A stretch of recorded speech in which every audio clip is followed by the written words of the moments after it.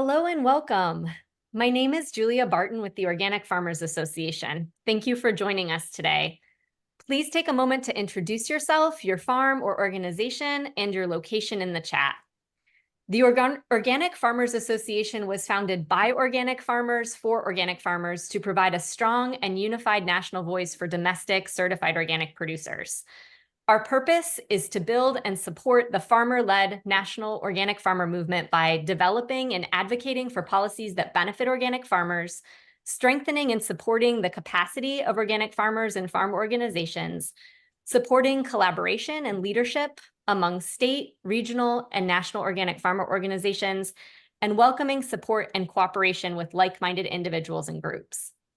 In terms of cooperation, we are grateful to the Transition to Organic Partnership Program in the Plains region for supporting the work that went into this webinar. Questions may occur during the webinar. Please feel free to pop those into the chat or to jot them down to share with the group, as there will be time for discussion at the end of the presentation. This presentation is being recorded, and everyone who registered will receive the recording via email a little later this week. It will also be posted to Organic Farmers Association's YouTube channel. Today, Amy Bruch, organic farmer, will share with us her ideas regarding a marker bill for organic imports. Marker bills, as you probably already know, are a way for individuals or groups to share ideas for potential inclusion in omnibus legislation, in this case, in the Farm Bill. OFA is advocating for organic farmers in the Farm Bill, and a bunch of farmers will be on the Hill in DC next week doing just that. If you'd like to follow along with our Hill visits next week, please feel free to join this Facebook event that my colleague Harriet Bihar will be posting in the chat.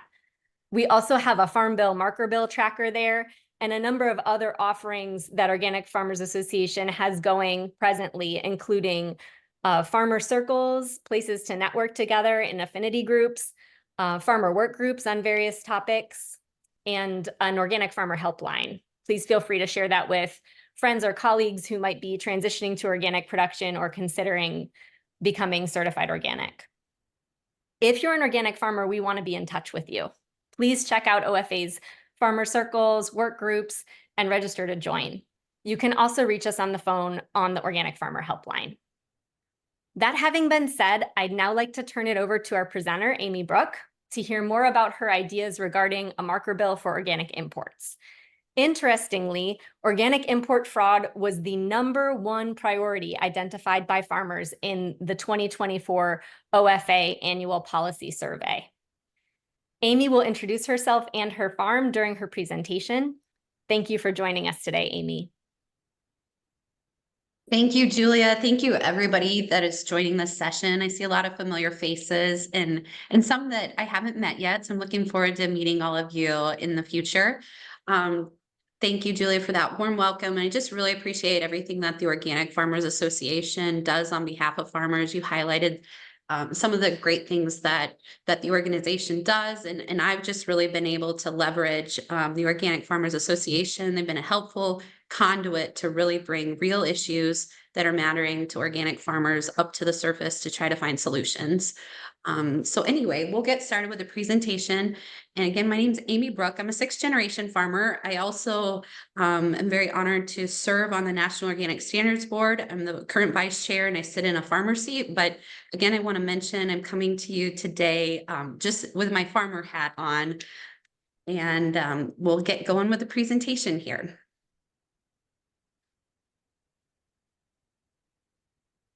Okay, so my family farm is located in East Central Nebraska, and my operating entity is Cyclone Farms, Inc., and we are near century-old farms. Again, I'm a 6th-generation farmer, so I really believe in that continuing of tradition, family tradition, and the tradition that I love to embrace is that innovative pioneer spirit. We're currently all organic or transitioned to organic on our farmland, and we have done a lot of different cropping, introducing different crops and crop diversity into our area.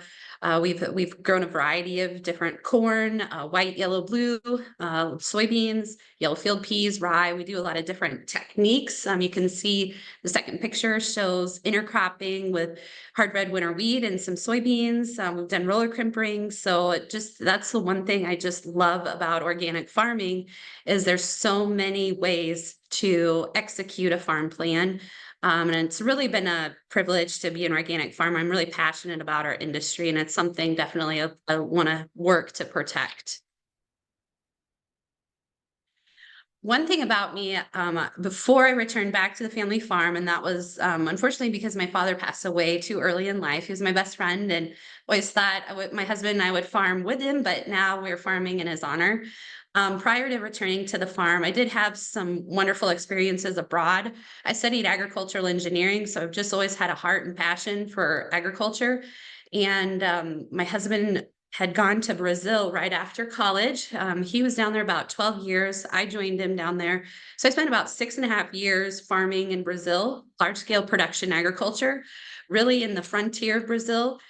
Brazil is about 10% larger than the continental US. There is a portion that is rainforest, but there is a large portion that's agricultural land. That was really interesting. And I really had a passion for soil and soil health because we were on an area that had about a 2.5 pH soil. So really understanding the ability to work in a soil and transforming it was piqued my curiosity early on. Not only did we farm in Brazil, we did a lot of consulting throughout many countries in South America as well. The red soil picture is a soil pit on a farm in Uruguay. We had some experiences also with consulting in Ghana, several other countries in Africa as well. The farm picture with the alligator in the corner, that was in Florida. My husband and I had a experience transitioning a citrus farm in Florida to grow corn for silage for the dairies near Lake Okeechobee. And I must say, crop scouting in Florida is a lot more intense than crop scouting in Nebraska. There's some real issues to be aware of. So a lot of my experience prior to returning home to Nebraska has been in those subtropical and tropical farming zones. And there are definitely a lot of challenges farming in those type of zones. And I bring some of that experience. I highlight that now because I think that'll be really critical as we go through the slideshow here to talk about imports in general. Now transitioning into organics. Right now, this map, and I love to really depict things through graphics. This is a really easy to digest understanding of the comparison of global organic standards. So countries in green or shades of green are similar to the US in terms of their interpretation of organics and the standards. So the lighter shades of green are equivalency partners, and they have a standard very similar to ours. Many countries, though, you can tell have not shades of green, so different colors, and those represent either substantially different standards or no country standards, no organic country standards. So when we look where we're receiving some of the organic feedstuffs from, they are primarily coming from these countries with substantially different standards that rely on our certification process to get accredited to the USDA standard. So although the country itself does not have the same standards, it does rely on the accreditation to our standards to be able to ship their products to our country. So what we have here highlighted is green, represents either soybean meal or soybeans, and the thicker the shading of the line is where is the higher the volume of imports that we're receiving, and the yellow and the brown represent corn or cracked corn. So you can tell it's definitely a global space right now. And I go back to this to just draw your attention to India. The next slide that I'm going to be showing talks about India, and you can tell here that India currently has substantially different standards than the US. One thing that did happen in 2021, the US ended its recognition agreement with India, which allowed Indian certifiers to accreditate Indian certifiers to provide USDA organic certificates. That does not happen anymore. Right now, the US requires India to have accreditation by the US.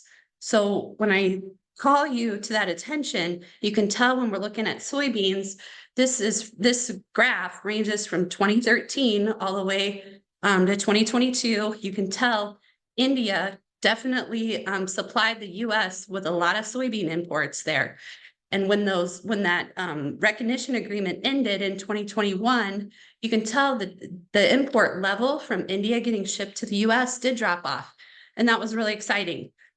However, when we look at it from a macro standpoint, this is just this is a graph of historical soybean import volumes collectively to the US. You can tell in 2022 or 2021 and 2022, we didn't necessarily see the volume decrease. We actually in 2022 saw the imports that we're receiving in the US increase, even though there was pressure on India to change their certification. One other way to look at the volume of imports coming in is through a pie chart. This shows the distribution of aggregated soybeans. So this not only includes whole soybeans, it also includes soybean meal and the last trailing 12 months of where we're receiving organic imported soybeans from. So you can tell there's quite a bit coming from Argentina, Turkey, and Russia. But actually in the last 2 to 3 to 4 years, we have seen an increase, a heavy increase in soybeans coming from Africa. About 25% are coming from Togo, Ghana, and Ethiopia. And Ghana is actually where I spent quite a bit of time in. So I thought that was very interesting. Togo is located right by Ghana in Western Africa. So when we're looking, I have some text on the side here of this slide. September of 2023, looking at it from September of 2022, there was actually a 484% increase in soybeans, whole soybeans coming into the US. So my original chart showed data from 2022, but you can tell 2023, there's still a large number of imports coming over into our country. And then on soybean meal, the different ports, it's interesting to kind of look where these imports are coming into. The port in Louisiana is actually the primary recipient of organic soybean meal from maritime imports. And that is something that is a new development as well. That hasn't been a port that imports have been gravitating towards up until recently. Another way to digest this information, and I do caution the information that was used to put into this data sheet is the best information that's available.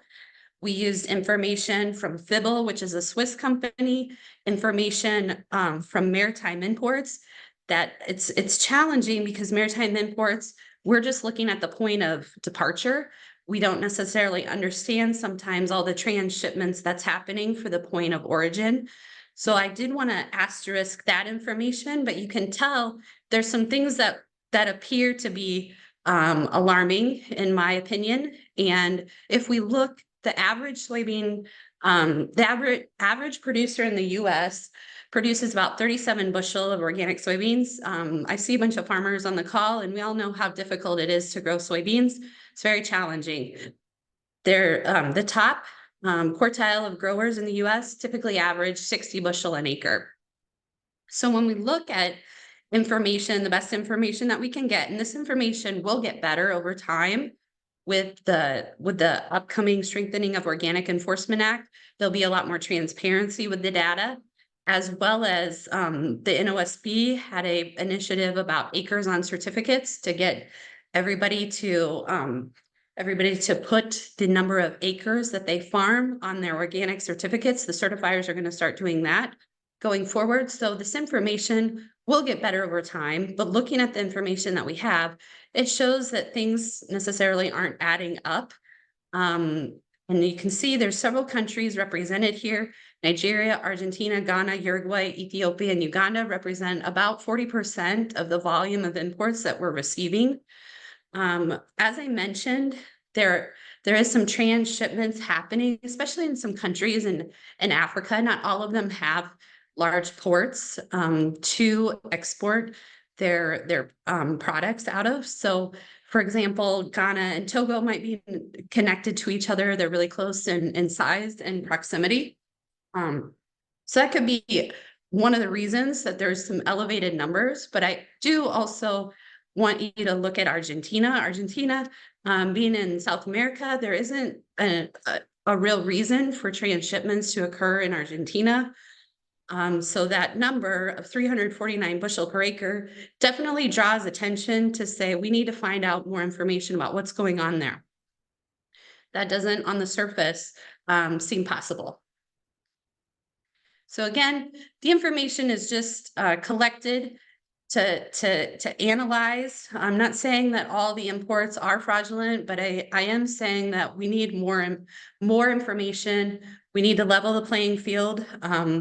One thing that really motivated me recently is, I mean, I've been interested in imports and trying to resolve them and stop them for nearly a full decade. And it's always been concerning because just the work that I have had overseas in some of these areas is very similar to the countries that we're receiving the imports from. So that was really intriguing to me, in addition to especially this year, and I, most like some farmers, are receiving not even low bids for our products this year, receiving no bids. So some of the partners that we've done business with for a long time are now not able to offer contracts for our 2024 crop. So this is serious. I can tell why it's a top initiative by OFA with their farmer group. It's a real serious issue. We just want to make sure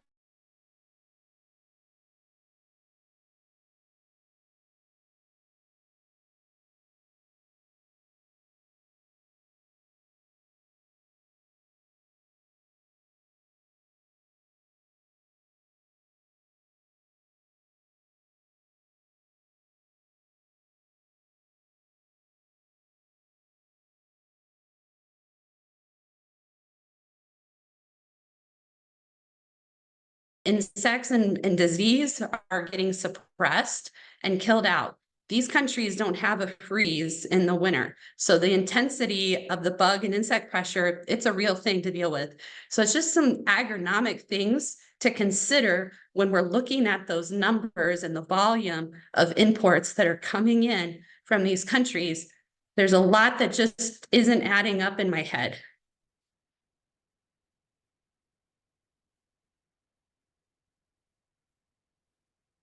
So as I mentioned, I've been working and thinking, how do we make some change here? How do we get some reprieve for organic farmers in the US? And that was when I started some conversations with my senator in Nebraska, Senator Ricketts. He was a former governor. And I was just thinking, how do we do this in a different way?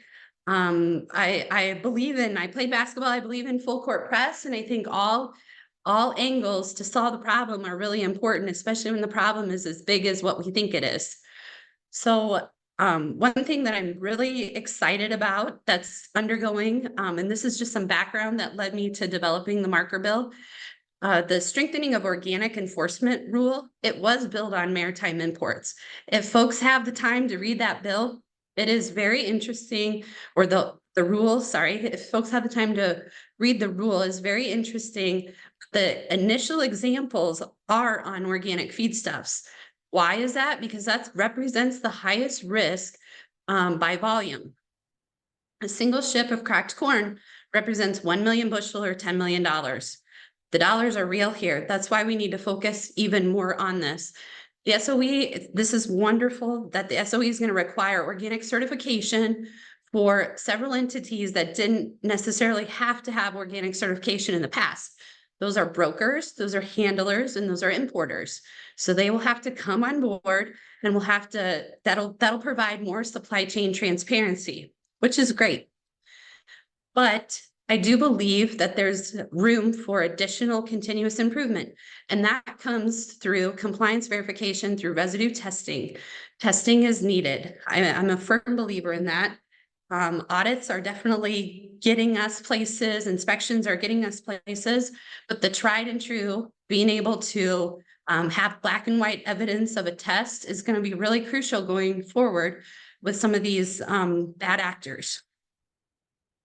Why are organic import supply chains complex and opaque? We talked about this just a little while ago about transshipments. I think it's really odd to think that India soybeans are better received through Africa and then to the US, or India soybeans are better received from India to Canada to the US. It just doesn't make sense to me. Why wouldn't they send soybeans directly to the US? Why is the need for transshipment happening through several continents on organic feedstuffs? The margins are not high enough to make several pit stops before coming to the US. So that is a big question that I have when I look at this information. 1.3 million metric tons of organic feedstuffs have come in during the last 12 months using maritime vessels. That represents about 67% of what we're receiving from organic feedstuff imports. The other is coming through truck and train, either via Canada, our northern border, or Mexico, our southern border. So we're looking at right now with this marker bill, just maritime vessels. So that 1.3 metric tons represents 800,000 acres of organic production. So when we talk about looking at top and looking at expanding opportunities for conventional producers to come into our organization as transition and becoming organic producers, this is a real opportunity here. 800,000 acres. Why are we a net exporter of conventional commodities and a net importer of the organic counterparts? That's another thing I don't understand. We have the opportunity. We're consuming it here. Let's grow it here. That represents $1.5 billion of lost value by domestic producers if we don't redirect these imports. 80% come from countries known for corruption, underdeveloped agricultural sectors, or poor infrastructure. So that was going back to the graphic that I showed you of where these imports are coming from. Commodity quantities and geopolitical origins increase the probability of organic fraud. There's a lot of instability in the world, and that's one other reason to just onshore some of this production. So the marker bill, what I worked with Senator Ricketts in his office was to implement required testing to verify compliance on 100% of every bulk organic commodity maritime vessel. So that's looking at the organic feedstuffs, the corn, the soybeans, the wheat, sunflowers. Those are the products we're really targeting with this marker bill. I started working on this in November, and I wanted to make sure that we had a very clean scope. So this was really clear to then be digested and put into the Farm Bill. So the language for this was to require USDA to provide Congress with a full report on residue testing for all imported organic feedstuffs shipped via bulk. And that language in the sub-bullet is very similar to the language that was generated to pass the SOE. The second bullet point talks about the corrective action. This is a push. This is what I'm aiming for. I hope we will end up here. I'm not certain that we will, but we'll end up somewhere close to this is my hope. And that is, if you do receive a positive test, there needs to be a stop sale. This should not be entering into our supply chain if there is a positive test. And note, AMS, so that's Ag Marketing Services, that's an agency under the USDA, which the NOP, the National Organic Program, is located in the AMS. AMS is legally responsible for ensuring NOP has adequate regulatory standards, enforcement guidelines, and residue testing procedures.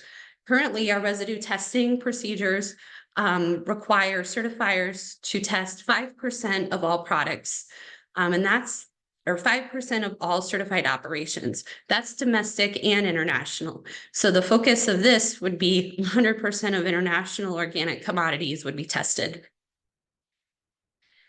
And that's the essence of it. I really appreciate everybody hanging on and staying on for that background and where I'm coming from as a farmer into this. I really appreciate your time.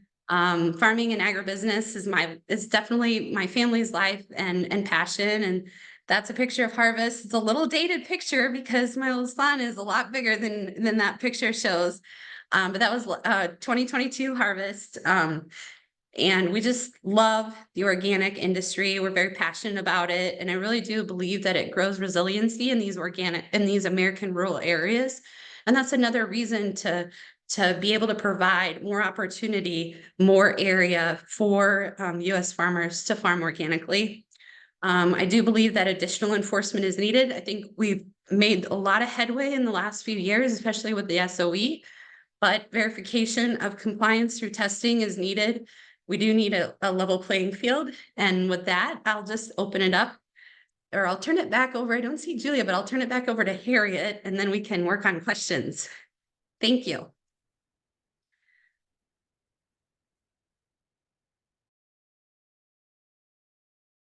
Okay, I had to unmute myself. Yeah, Julia was having some problems with her power this morning. So there we are, rural areas, things are not always the way we wish they would be.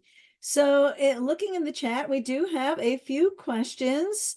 One question was, Amy, do you know anything about the amount of Canadian organic certified grains that are being grown in India and then coming into the United States under that equivalency agreement with Canadian organic?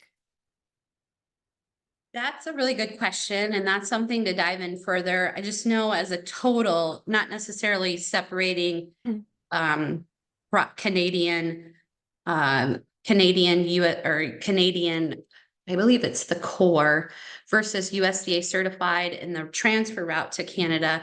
I don't know the breakdown of that, but I just know that they're about 33% of the imports that the US is receiving are coming through either Canada or Mexico.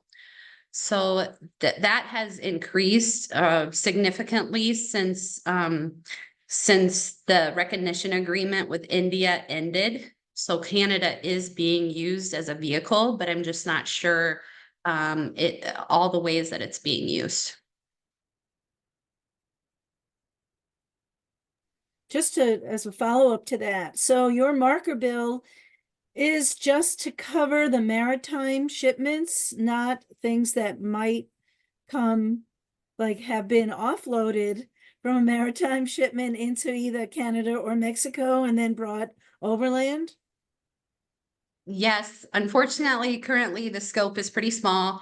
Now with the extension of the farm bill, that's very interesting. I didn't know I would have as much time with all the continuing resolutions and everything that's been happening. So I did scope the initial request pretty small, but it is on my mind. It is something we need to deal with because then it also impacts growers such as peanuts as well. I mean, there's a lot of different growers that we could help if we found solutions for truck and train as well. And that's something near and dear to my heart. But the current request is maritime because that represents about 67% of the feedstuff organic imports.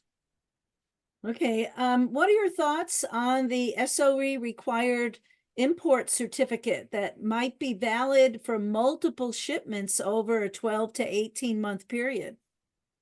Mhm. Yeah, that is something that I often reflect on. I think it's definitely gets us further down the road than what we currently have. Currently, import certificates prior to the SOE weren't required. So it's definitely getting us down the road, but I think that's where I'm coming from with more efforts are needed on enforcement. We can't let off the gas pedal here. So I believe the testing of all imports will be complementary to where the SOE gets us to. But yeah, I think that's definitely an opportunity to look into that. That is set by, I believe, the certifier of the exporter on how great the amount of volume can be before an import certificate, before another one is needed. So I do believe that's a gray area. Okay, how about this one? How long will it take before the USDA investigates African nations exporting to the US without an equivalency program? Or who are they certified under? Mm. And they're certified under if they're exporting to the US, they have to be certified under an accredited USDA certification, or potentially, as you were mentioning, through Canada and then to the US through the core. So they are supposed to have a USDA certificate or equivalency partner certificate if we are receiving their imports. This is just adding one level of the request. My request with the Farm Bill is adding one additional level of verification, compliance verification, because now with the SOE, there's a provision, it's 273D, that an importer needs to make sure that the product that they're importing has not had any contact with prohibited substances.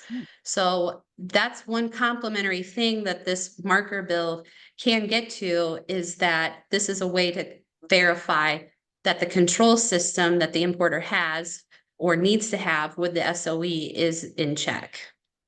Can you speak somewhat to what the marker bill has for who is paying for the testing? There is some concern that the certifiers might have to pay for it. Sure. And I'm learning. Again, this is grassroots attempt by a farmer to represent other farmers, to get language in the Farm Bill to help level the playing field. The language for the Farm Bill is fairly generic, and that's how these things are wrote. The intention of who is paying for it, that's not deciphered in the Farm Bill, but what I'm promoting is that it's a fee that importers need to carry. Just as if organic producers grow in acres, we have more certification costs. There is these ships or these containers that are getting brought over represent a high dollar value. The testing that's required is estimated to be about $1,000. So I believe that the importer should bear the cost of that testing to verify that that product has integrity. Okay, and maybe we can keep working on that. There was a question, did Senator Ricketts have any explanation for why he's willing to let US farmers and their partners miss out on $1.5 billion of sales? I mean, he's helping you write this. I think he really wants to help. He doesn't want them to miss out on this. That's my understanding. Exactly. He doesn't want them to miss out on this. And we are working, I do have draft 1 of the Farm Bill language, and USDA provided technical support, and that's really positive with changing rules in the USDA, and this will change rules in the USDA, that USDA is supportive of these changes. So they provided technical assistance on the Farm Bill. I'm just in the midst of receiving the draft language for the second version. I haven't seen that yet, but it's positive, it's moving forward, and Senator Ricketts has been really gracious to put this in the forefront and to move it as fast as he has. And then hopefully next week, when OFA members will be on the Hill, they'll be able to move this even further. So there was a question here about using blanket tariffs on countries, but can it be done without a clear reciprocal enforcement mechanism? I'm not sure. You're not really looking at tariffs with this bill. Yeah, and that's something I actually thought of and considered. I considered a lot of different angles and ways with this. There was an anti-dumping case that went on, which is somewhat similar to tariffs. It's just tough when we're looking at transshipments, just as the organic import certificate states point of departure. It's that point of origin that we really need to be cognizant of. And sometimes with the tariffs, with all the transshipments, we're not understanding where the point of origin actually was. We're only understanding the point of departure. So that is definitely something to investigate a lot further. What kind of testing are you looking at? Would it just be GMOs, pesticide residues? Do you have a target number of which tests you're planning to do? Yeah, and that's a really good question as well. The Farm Bill language is very open with the intention that it's going to be flexible for the future. but we just need to look at risk with the products coming in. For example, soybean meal, looking at volatiles for extraction, such as hexane, is something that should have no space in an organic soybean meal, because that's expeller pressed, not using chemicals and solvents for extraction. So hexane is the common one, but we're noticing in Africa, methanol and acetone are being used instead. So we need to make sure that when we're looking at things, we don't get ourselves in too small of a corner, so we're not flexible in order to test for other things, such as substitutes. So that would be an example. Solvents would be an example on soybean meal. Definitely fumigants is another thing that we're looking at. APHIS does a really good job keeping inspecting containers for bugs and weed seeds, but we definitely need to be looking for potential fumigants that are being used on the organic products coming in as well. So those are a couple examples. I think it is case specific depending on the commodity though. Do you think that a country of origin label would be useful? I mean, we used to have one, I know, at least for meat, but it kind of all went away. But I don't know, because really, when a farmer goes down to the mill and is getting organic feed, they have no idea where that feed was grown. Yeah, it's a little easier to think about country of origin labeling when we're looking at these single stream sources. It's more challenging. It's something I've looked into also. It's more challenging when you're looking at multi-ingredient processed products. So yeah, I think people want to know where their food is coming from. I think with COVID, that generated a lot of interest domestically. Where is our food coming from? So I believe there's opportunity there. But yeah, I think just the scope of what I'm trying to do right now is level the playing field. Hopefully by implementing testing, we don't miss a beat. Everything that's coming from overseas is legitimate and we don't miss a beat at all. So that's the intent, that everything's on the up and up, but we need to make sure that we're staying on our toes with this one. Are there any disincentives now in committing fraud, like for brokers in Argentina claiming that the crops are organic? Perhaps the new import certificates would be somewhat of a disincentive. I don't know what else we have built into our regulation. Yeah, it's very clear on our shores what the penalties are, prison and fines. It's not as clear overseas. There's a case that I've been made aware of just recently involving some foreign transactions and some fraudulent activity. And it just depends on if there's infractions that the DOJ can get a part of or involved with, but prosecution of others overseas is a very challenging thing for the US to do. So that's one thing to know where our vulnerabilities are. And if the level of penalties isn't equivalent to what they are on our shores, it just allows the potential for more fraud to occur.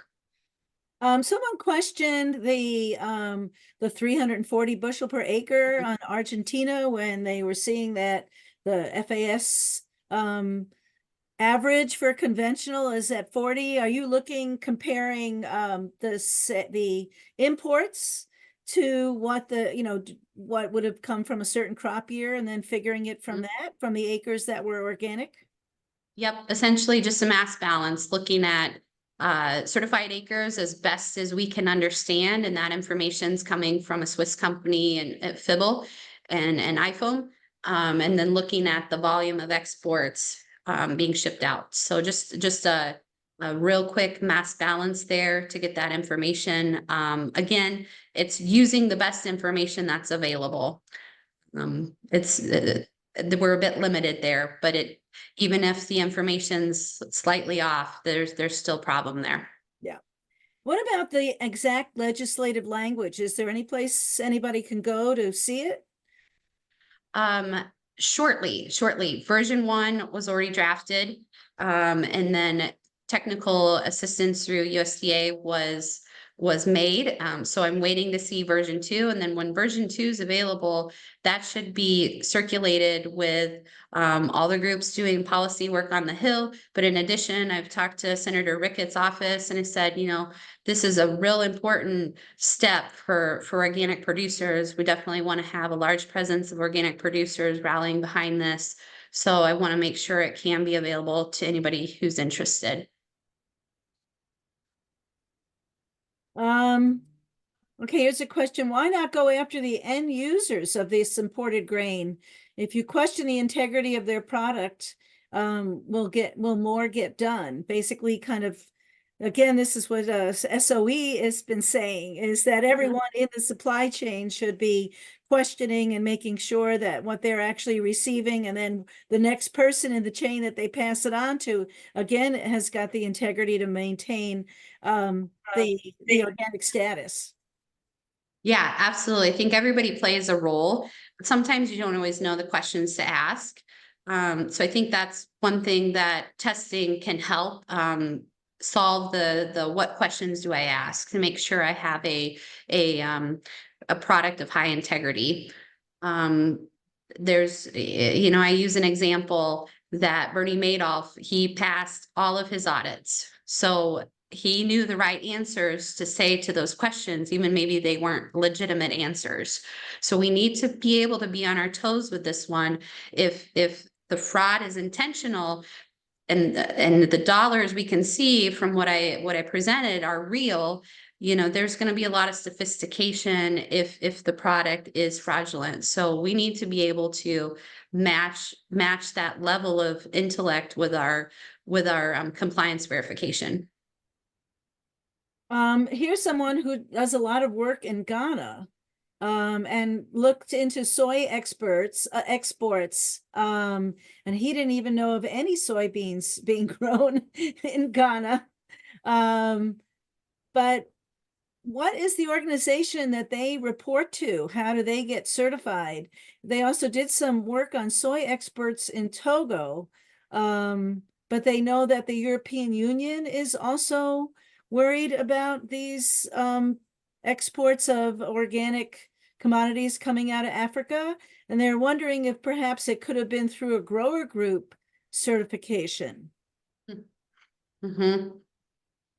Yeah, there's like I mentioned, it's really challenging to contemplate the rationale behind a complex supply chain. It doesn't make sense why we should have a complex supply chain for organic commodities. So clearing up the mystery behind where they're grown and where they're being shipped is, I believe, half the battle here. Have you consulted with various Canadian organic grower associations to enlist their support to help us halt fraud? That's a really great point there. Yeah, I think there's opportunity for sure to build relationships there. The scope of this current bill is more focused on maritime, but the Encore definitely needs to have a partnership behind Canada and Mexico to help, you know, the next wave, the train and truck and rail.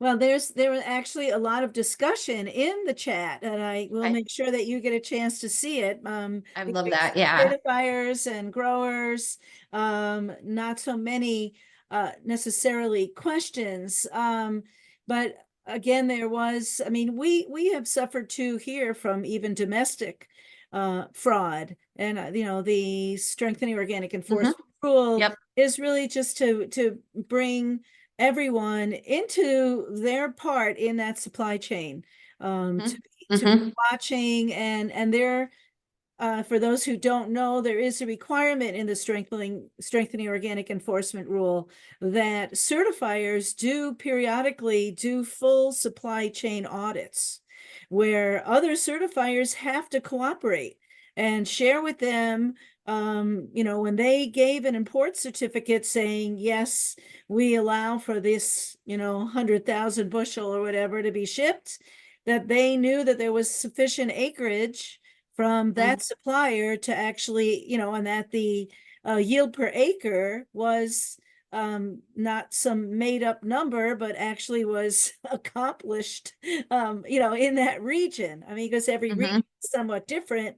So I think, but we still need to keep our eyes open. Obviously, our market is very attractive to the bad actors overseas. Yep.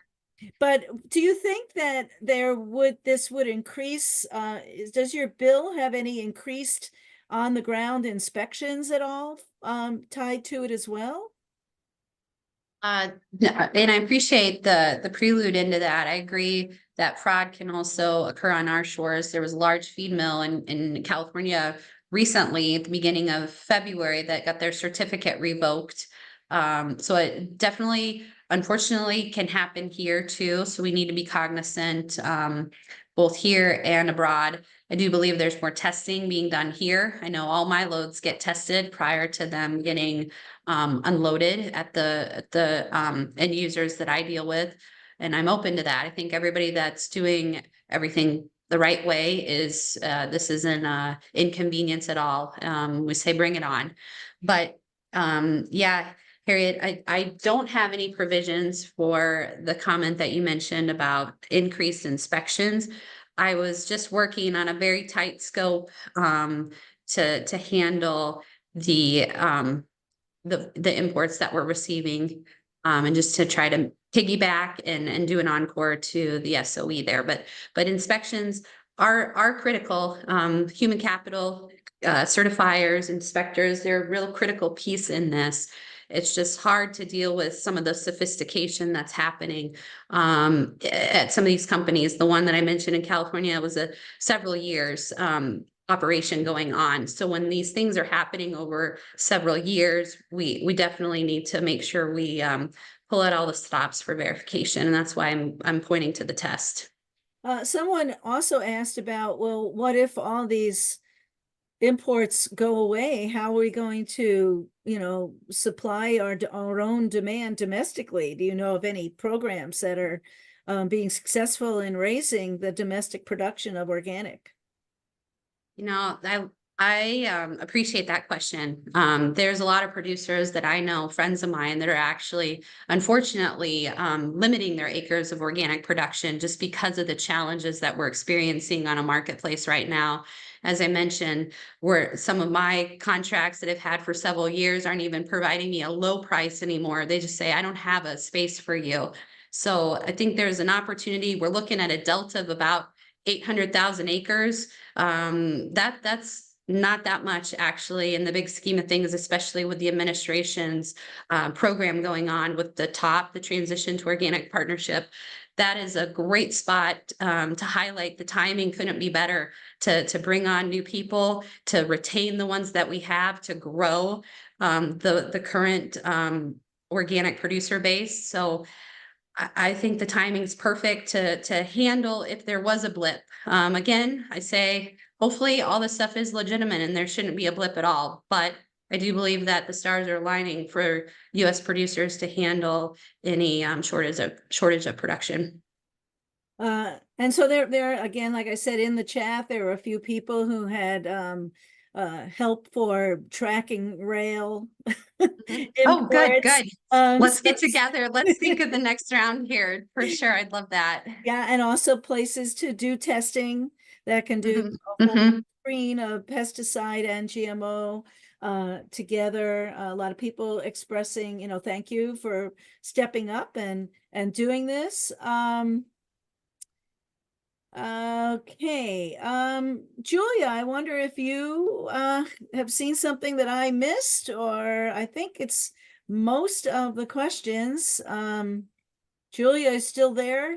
I am here. I'm not entirely sure what all you covered while my power was out, Harriet, but there are a couple here that are more recent. There's, I guess, maybe more comments than questions. There's one question here. Does Turkey have any sort of standards?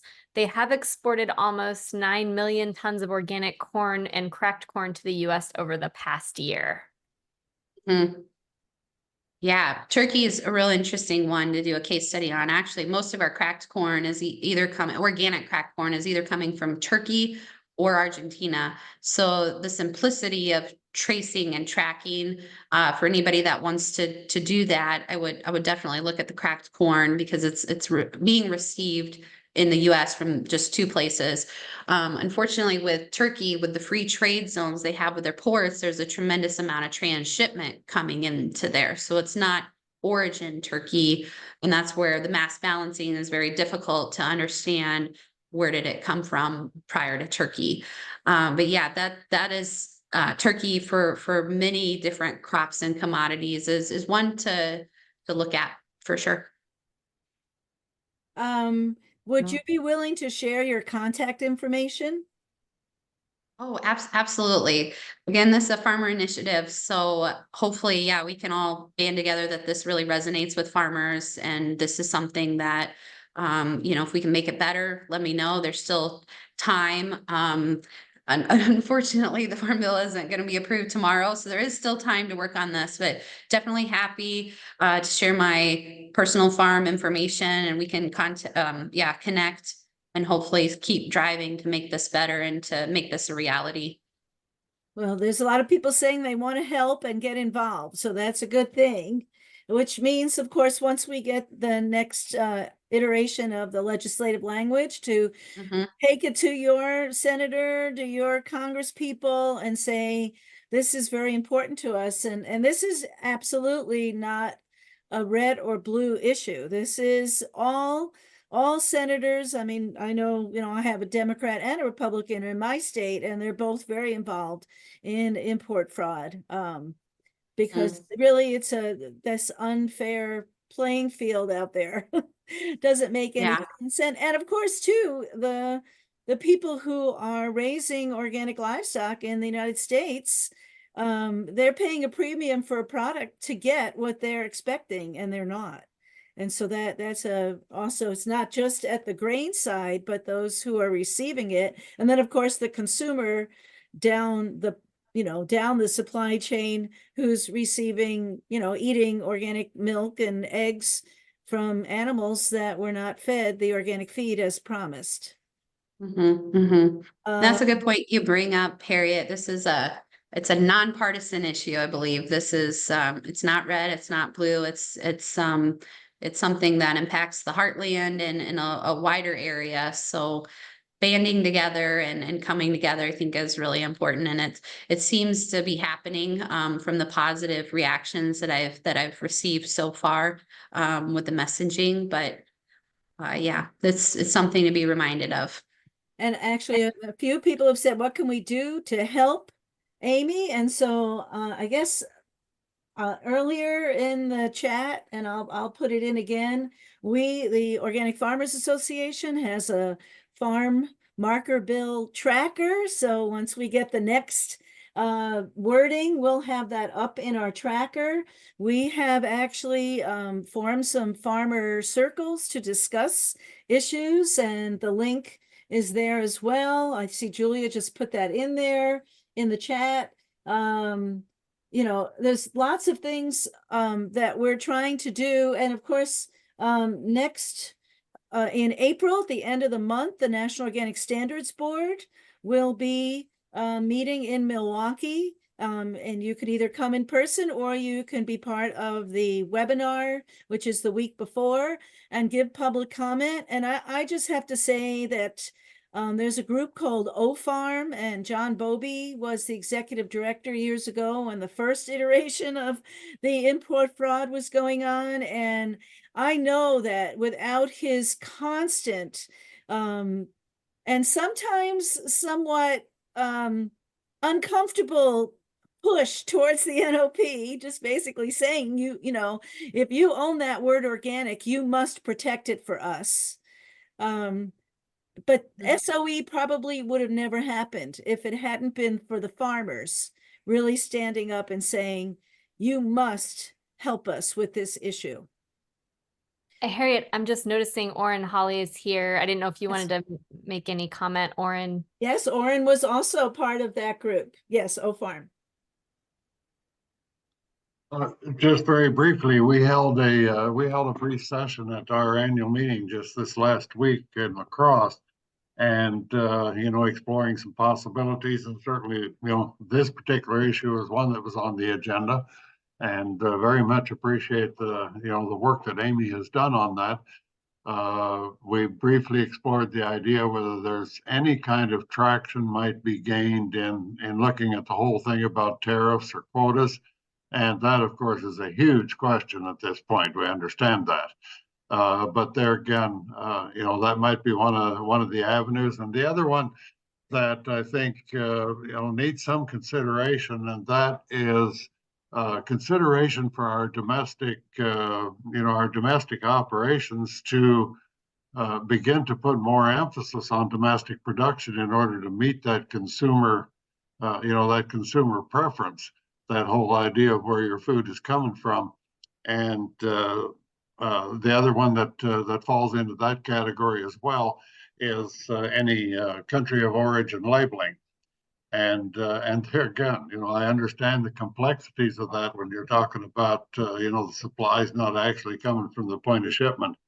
So, but those are issues that I think we need to keep on the table in these discussions, because while this is a step in the right direction, and would probably be the first one that would cause stop shipments. If we can get that written into the bill, that any time when there is something detected, that we can stop shipments, and also be able to effectively shut down the operations that are involved in those kind of activities. That'll be a huge step, but still more is needed, and we're also wide open to further ideas as to how we might implement some of these other things. And there again, you mentioned about the criticism that John Bowlby, and of course that translated to OFARM criticism of the NOP. We need to keep the pressure on, and additional funding in order to step up the surveillance would be another huge issue. They've increased their staff to, what is it, more than 75 at this point? I think Jenny Tucker told us. Out of that 75, I think she, if I remember the figures correctly, I could find it in some notes, but there are 20 some that are directly related to enforcement. And so I recognize that all of the things that they've stepped up and added additional capacity for are also necessary elements in order to establish these mass balance audits and that kind of a thing. When it comes right down to it, unless we've got boots on the ground and actually viewing what's going on in these different areas, it makes it extremely difficult to know. And you've pointed to several of them here. Yeah. Well, we're just about time here. So I appreciate your point of view there, Oren. Yes, and OFARM is a group of cooperatives, a cooperative of grain farmers who sell their grain together. For those who don't know, believe me, our producers are very concerned about this, because it's really hitting their pocketbook at this point. Thank you for the time. You're welcome. Amy, do you have anything else to say in closing? Yeah, thank you, Oren, for those comments. Thank you, Harriet and Julia and OFA for putting on, OFA, for putting on this opportunity for me to come in and speak. Again, I think we talked about a lot of things. I think a full court press is necessary, and time is of the essence, I think, as Oren had mentioned, for sure. And again, to get into the prosecution and to get into removing these bad actors, black and white evidence is needed. And that's one more reason to push for testing, because that is going to be evidence used against the people that are doing wrong. So appreciate this time, and definitely please contact me. Love to join forces and to move this forward. So thanks. Okay. Julia's still with us. Yay. Yes, thank you again, Amy, for your presentation and all the work that you put into it. Thank you everyone for your participation and the good discussion in the chat. And we hope to be connecting with you all on this issue further. So we will look forward to that ongoing partnership. We'll look forward to the gathering at the NOSB meeting in Milwaukee. And please do check those links if you'd like to follow the OFA Farmers on the Hill next week. So thanks everyone for your time and take care.